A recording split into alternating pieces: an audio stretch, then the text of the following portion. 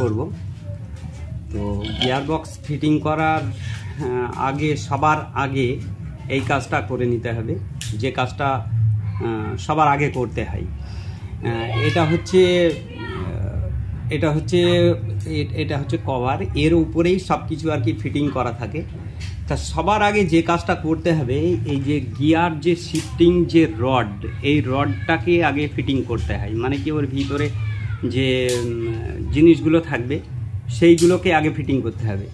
মানে সবচেয়ে গুরুত্বপূর্ণ একটা গিয়ার বক্স ফিটিং করার সবচেয়ে গুরুত্বপূর্ণ জায়গা হচ্ছে এই জায়গাটায় ম্যাক্সিমাম লোকই ভুল করে। সেই জায়গাটা আমরা সবার আগে ফিটিং করব। তো এই ভিডিওটা সম্পূর্ণ দেখলে পারে আশা করি আর অন্য কোনো ভিডিও দেখা লাগবে না।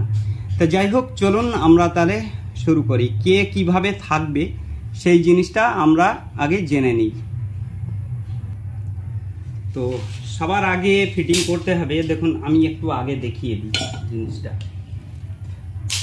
এটা হচ্ছে গিয়ার শিফটিং রড, এটা দিয়েই আর কি এইভাবে এদিক ওদিকে মুড়িয়ে আগে পিছনে করে গিয়ার। তো এই জায়গাটা দেখুন, এই জায়গাটা ঘষে গেছে, মানে ক্ষয়ে গেছে আর কি।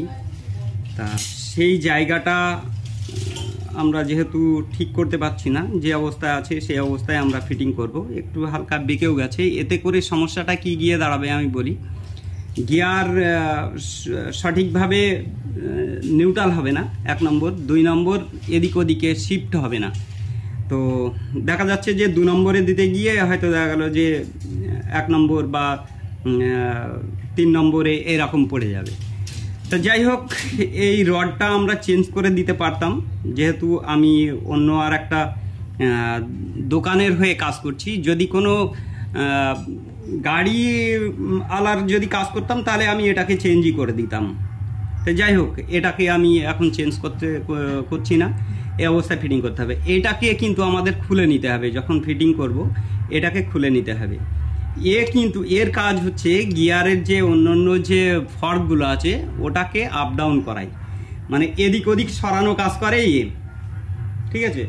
তা যেখানে ফিটিং থাকবে সেই জায়গাটা একটু দেখে নিতে হবে, সেই জায়গাটা এর সঙ্গে আর কি থাকবে। এই দেখুন,